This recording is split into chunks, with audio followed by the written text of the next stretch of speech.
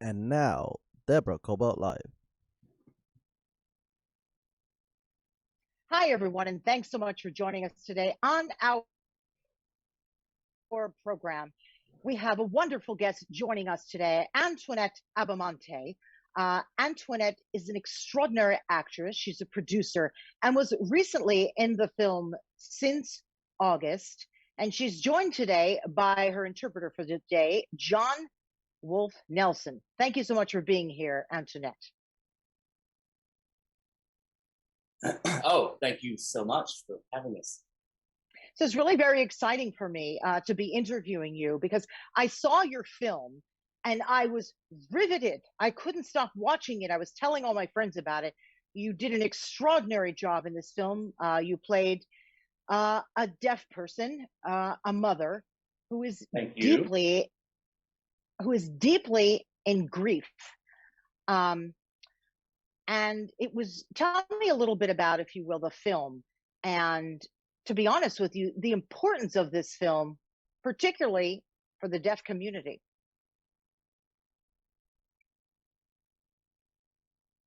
Oh, okay. So,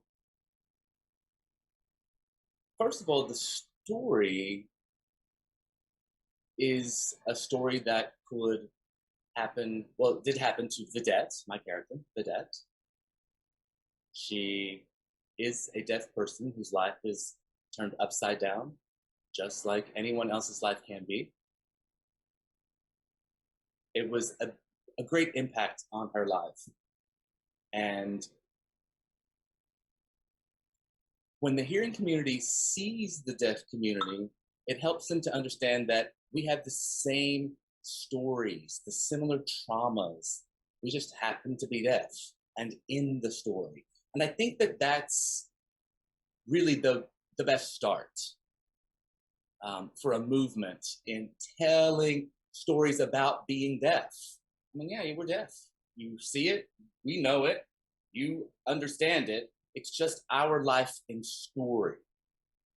We want other people to feel connected to us, or like connected to me as a mom, the character of Vidette as a mom, whose son, who is a mother.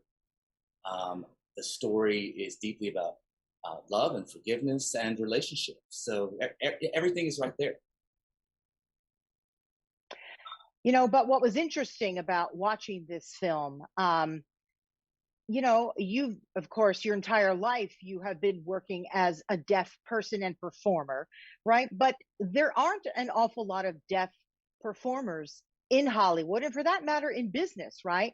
We don't often go to the office and have someone working next to us who is deaf. And I think it's very important to talk about how you're a true advocate for the deaf community in all areas of life, right?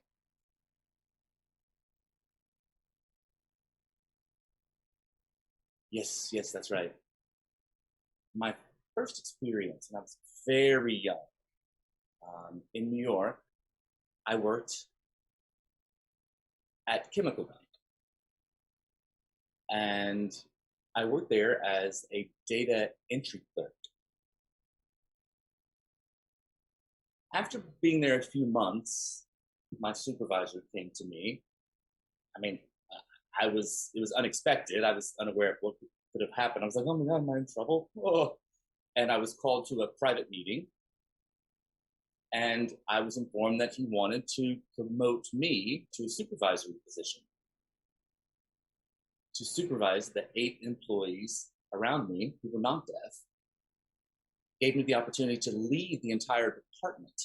And that is where it struck me that I want to see stories more like that in movies, right? We can succeed, we can be leaders, we can be a part of the community, whether we're deaf or hearing, it doesn't really matter. The point is story. So I feel it's important to show more deaf characters included in mainstream films for people to see them and to show our stories, to get them out there, and to make an impact on others' lives as well. And that deaf people can do it just as well as anyone else. And that is what I advocate for. We can do it just like you can.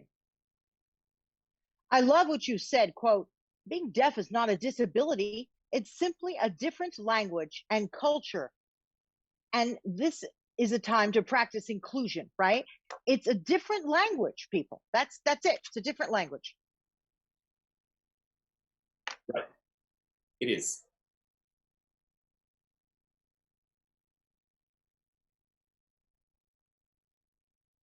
For people who are part of a disability community, being disabled means that you're focusing on what one can't do as opposed to what one can do.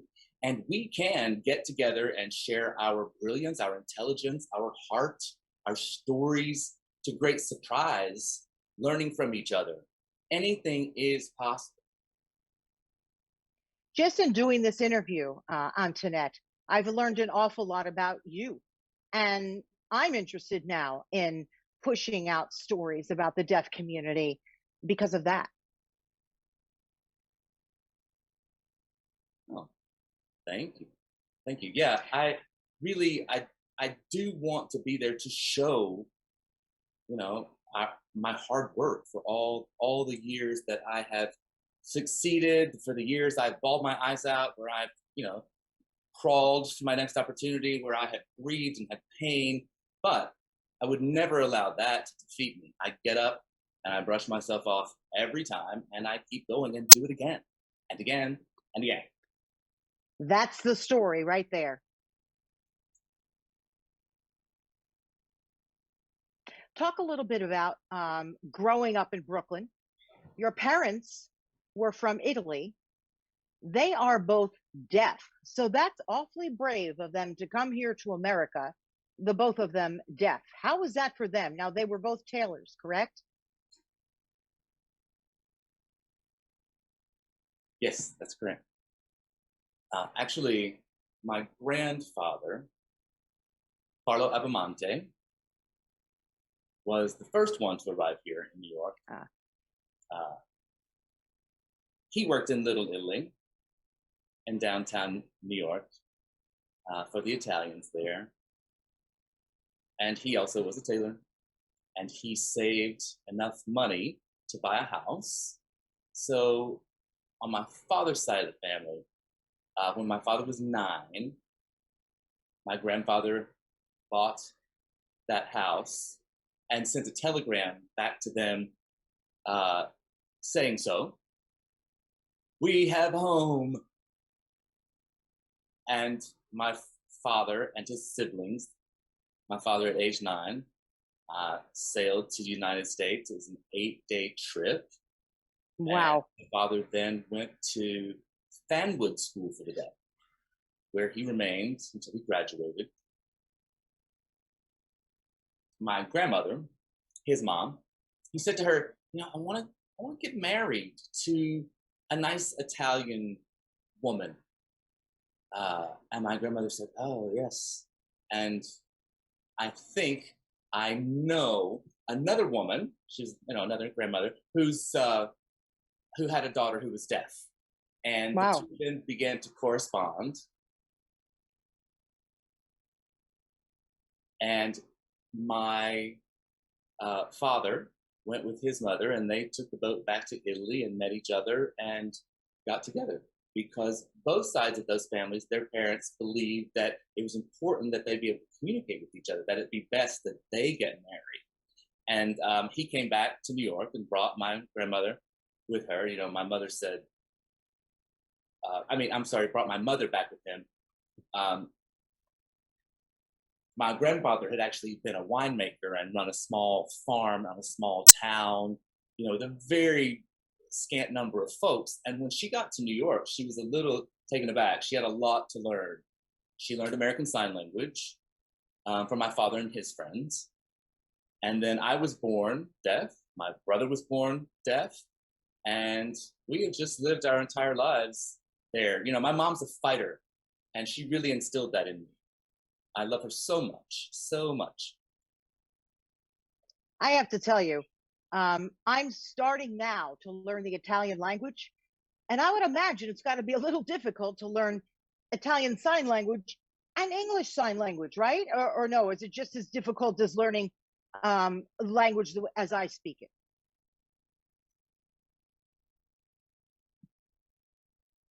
Well, you know, I do go to Italy, to my mother's hometown every summer. We went there many summers when I was young, and they have a deaf club there. So people are using their own indigenous sign language, and it's interesting. When I come into town, I kind of feel like it's just easy to assimilate to their language. I just really connect with them, even though it is different. You know, signed and spoken Italian, different than what we use.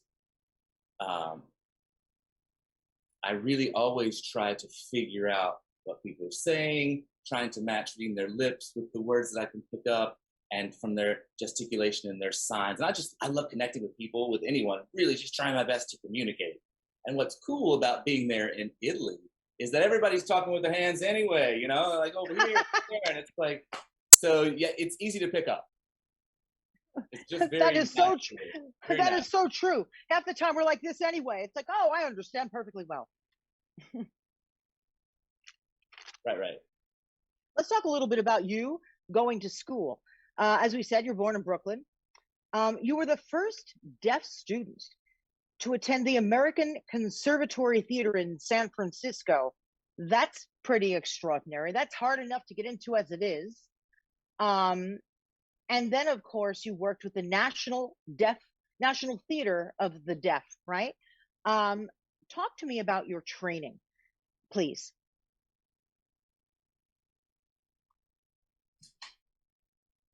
Oh gosh, I have taken many classes. ACT, the American Conservatory Theater, was Shakespeare training for me. I felt it was very important. I do feel that it's very important that any actor should take classes in Shakespeare. It's a great thing to have as a part of you, because there's such a range, tragedy to comedy, in Shakespeare. Yes. And so if you could embody that and be ready for anything, you'll be ready as an actor. So when I first fell in love with theater, I learned that I was going to have to take a lot of classes. Not a lot of offerings for deaf folks.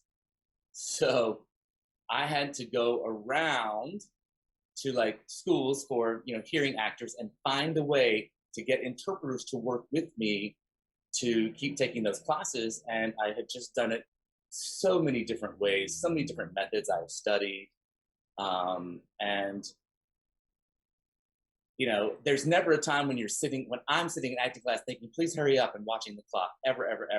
It's just my passion. And I love feeding myself by teaching myself. And I want other deaf people to join me too, because it's really exciting to share what I've learned from, you know, the hearing world and hearing actors with other deaf people. And because I want other deaf people to be successful and find joy in creating theater and performing. Now, for those people who might not understand, I'm going to ask this question for them. What is it like taking classes side by side with the hearing community? Was that a bit of a challenge for people in the hearing community initially to sort of, you know, figure out how to work with an actor who is deaf and their interpreter? Or was it something that they just sort of very easily assimilated to?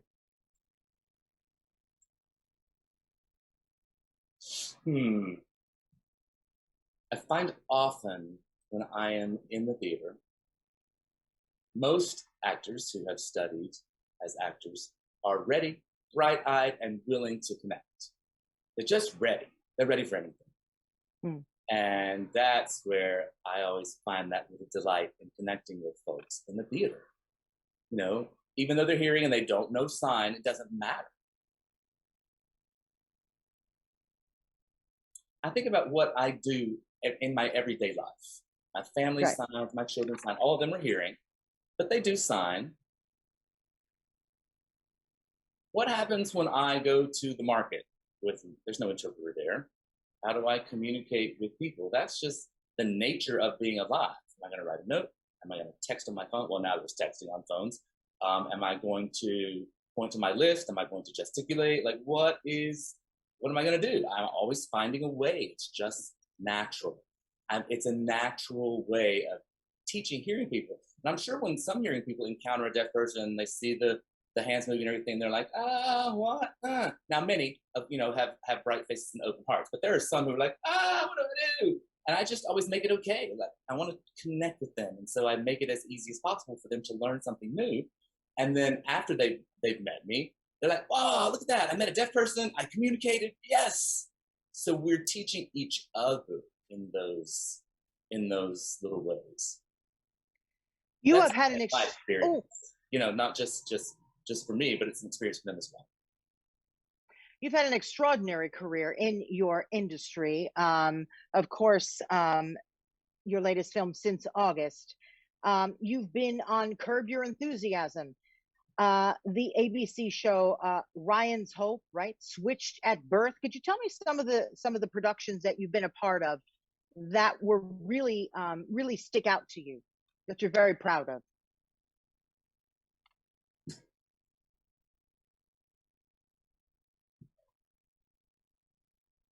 Oh gosh, all of them. I enjoy being in anything theatrical. Yeah. I telling the story. I think the most exciting was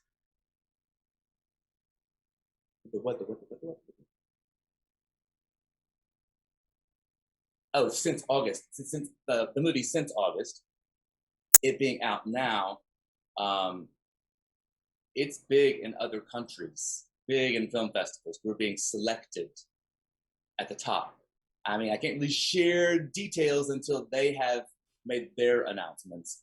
But I promise I will follow up and share that with you when it comes. But my great excitement is that it's just being so well received in other countries. Also, I'm working on a new film.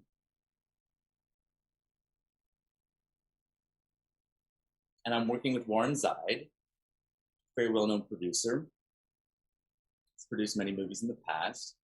And he is a great revenue returner.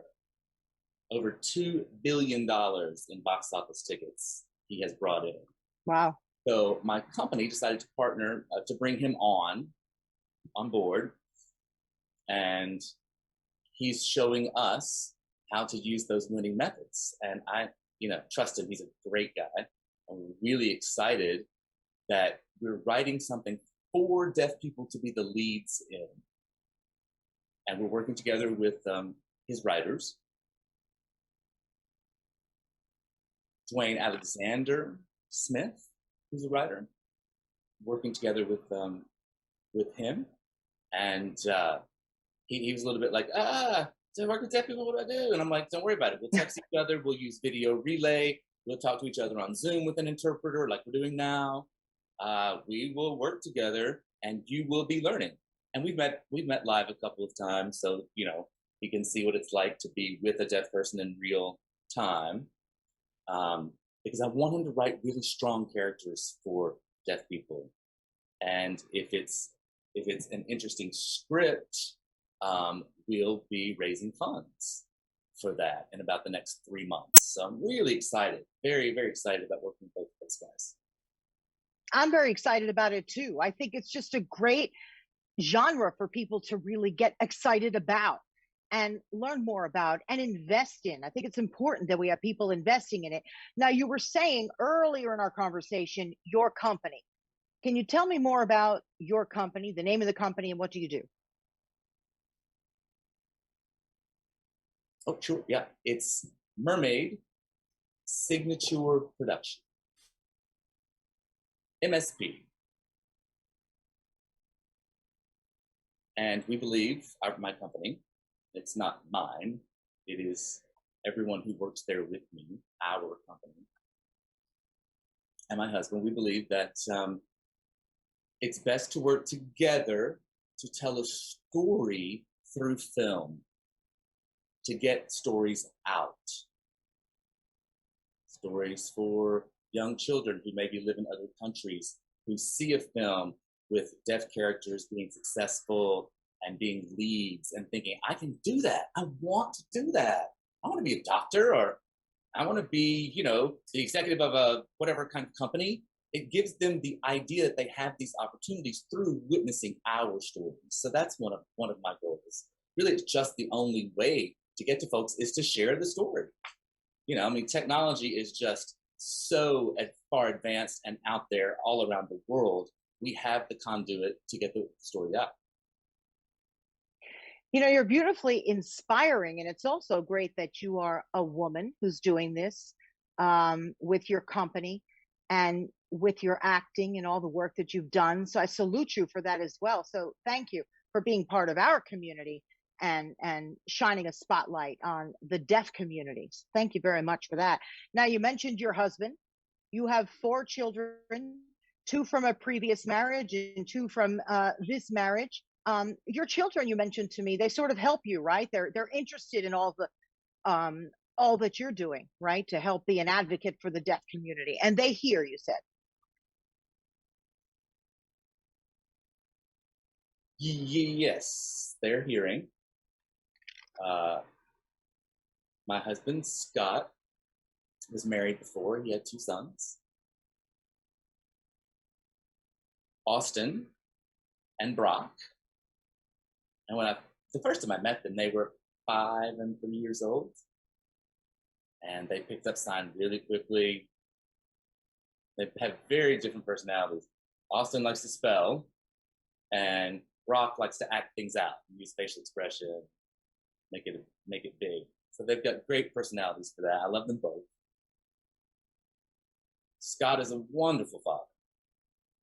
I fell in love with him because he just great. He started taking classes the minute we met. He did not know sign language, and he decided to take ASL classes. He wanted to be able to communicate with my parents and my brother. And then Scott and I have 2 more children. 2 more boys. 4 boys altogether.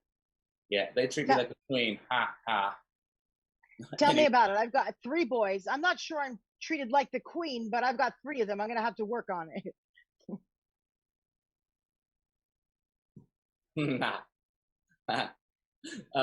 Dylan is 20 years old. And is it Jared? Oh, Jaden. And Jaden, my other son, is 16. And they're both quite facile signers. They have excellent receptive skills. I began reading books to them in sign language, translating from English into sign with the pictures in the book and everything since they were little babies. And it's just their natural language because we've shared it since they were kids. They're great, huge advocates of mine. They're always excited about what I'm doing. Since August, they were really excited to see, and they were so proud of my work, which is just so lovely. Yeah, and they want to see more deaf people getting out there and performing and being seen. Not just me. They want it for everybody, other actors too. We want to see more deaf actors out there. Antoinette, I also wanted to mention that the movie Since August, which was directed by Diane Zoros, she's just the best and such a special person. She's hearing. She had never met a deaf person before, and she wanted to write this story with a deaf role. And so she auditioned a number of deaf people, and when we met, she felt like I really just connected to this story. They have a very open mind and open heart in other countries about how to work together with people. Instead of that, I know everything, you're on my production. It's not like that. We didn't have that kind of attitude. It's a very open, very collaborative relationship.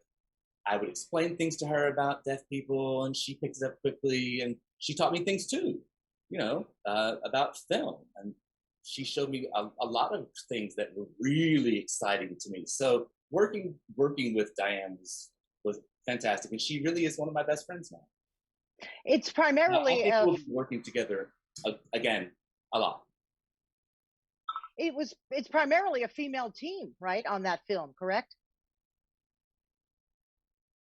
Yes. Mm-hmm. Yep. all female.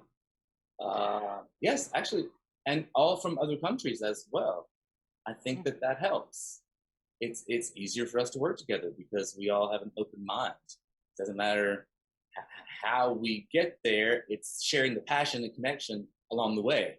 That helps a lot. Just a really wonderful, wonderful team, wonderful group of women to work with. I will just never forget that experience. Even my acting partner, Sabrina, She was just amazing.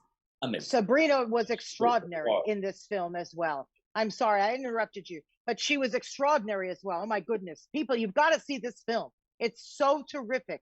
Oh, yes, yes, yes.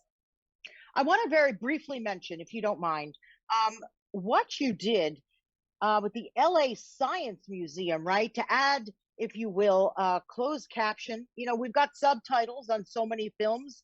Why not the subtitles? Can you very briefly talk to me about that? So now if we were to go to the LA Science Museum, there would be subtitles, correct? Or closed captioning on many of the films there because of what you did, right? Yes, yes.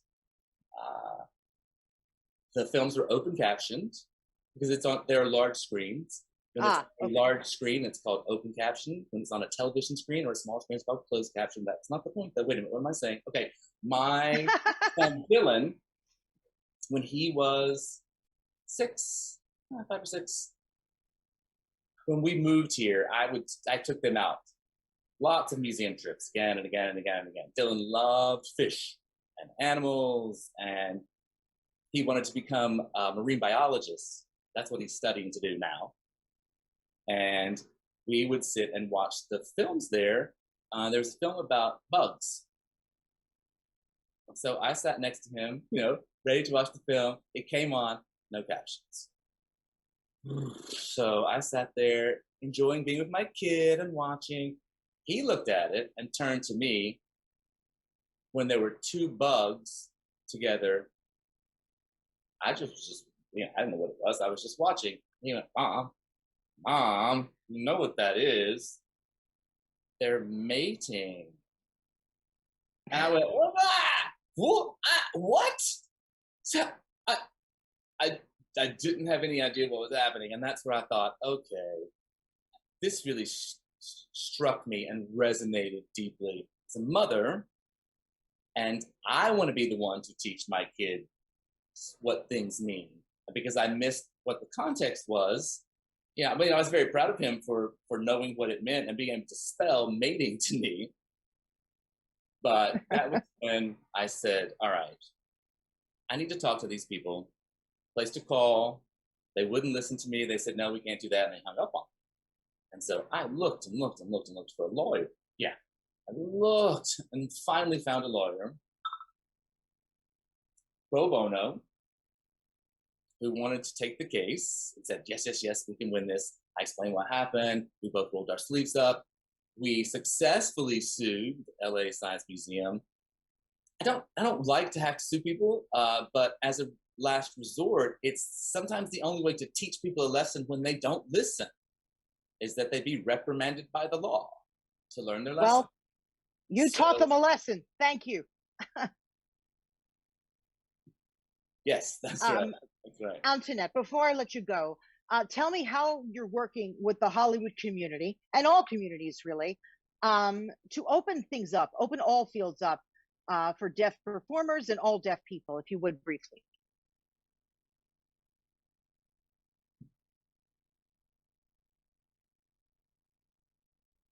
You know, it being me, folks being themselves, standing up with confidence, regardless of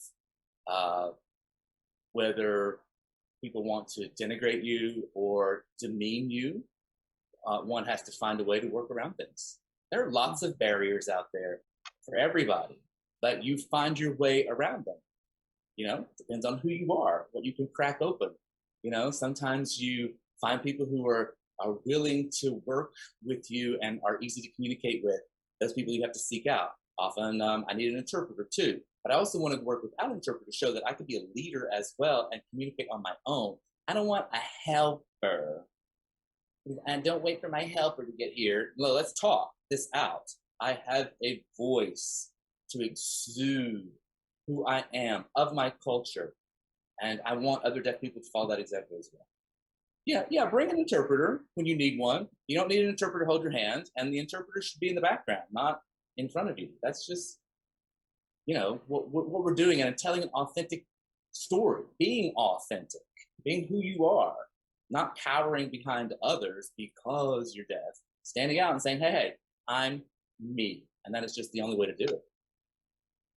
Antoinette, thank you so much for joining us today. And we're going to be watching Since August on the film circuit. Tell us how people can watch it, because I had sort of had a special code to, be able to see it early. But when will people be able to see Since August? Would you tell us?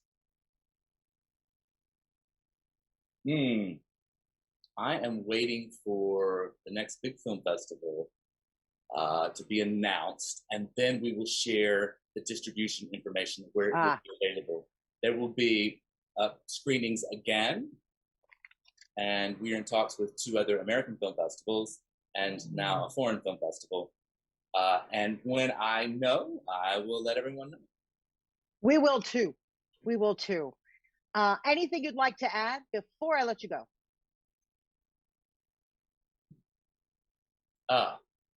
Thank you. Thank you, Deborah.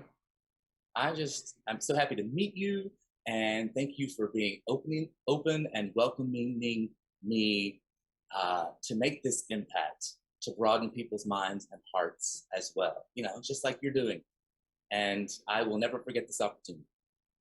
I won't either. When I was presented with this opportunity by our friend Stacy, I was thrilled, because I want people to know more about the deaf community, and we're all just one big community. We speak in different languages, and that's okay. And in fact, that's a great thing. So I too am honored to have been able to meet you. I want to stay in touch and let us know what happens, and how we can all watch Since August. And thank you very much for your interpreter, John, working with us today. It was my first interview doing this, and I think it went pretty well. So like I said, you taught me something too. So thank you so much.